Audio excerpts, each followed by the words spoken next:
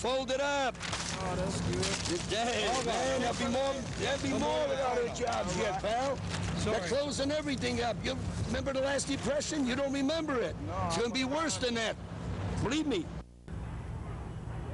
Some press employees were angry. Most were in shock. All 900 out of work. At Lakeside and East 9th, they attended a wake, removing all those mementos they'd accumulated over years of news gathering, years of constantly hearing of the press's death. Finally, at 9:40 a.m., the death announcement came from owner-publisher Joe Cole.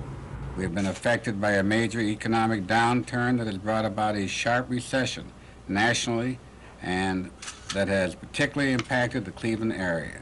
It was costing Cole about $500,000 a month to keep the patient alive, and even a crusty, sarcastic sports reporter couldn't come up with a healthy prescription.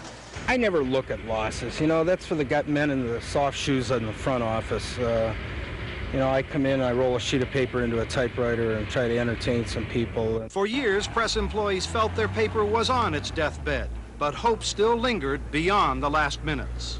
I still had hope until I came in here.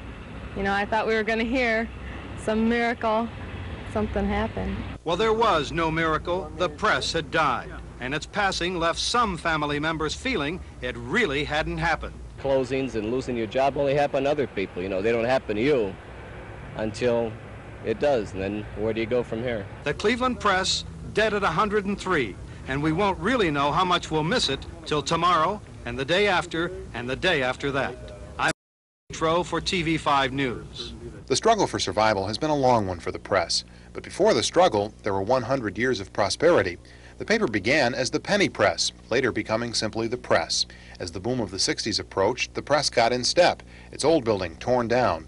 It had made way for a new plant, dedicated in 1959 by Roy Howard, of then-owner Scripps Howard.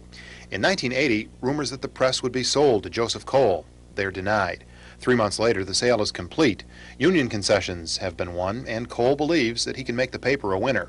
I believe that a viable newspaper is important to a city like Cleveland, and this is one of the 10 major markets in America. And if the press had closed, it would be the only such major market that had only one newspaper.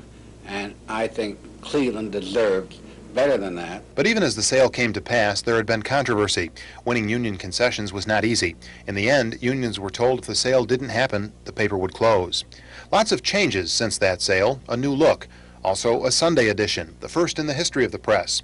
Lots of color, a morning edition, and most recently a Saturday Sunday paper.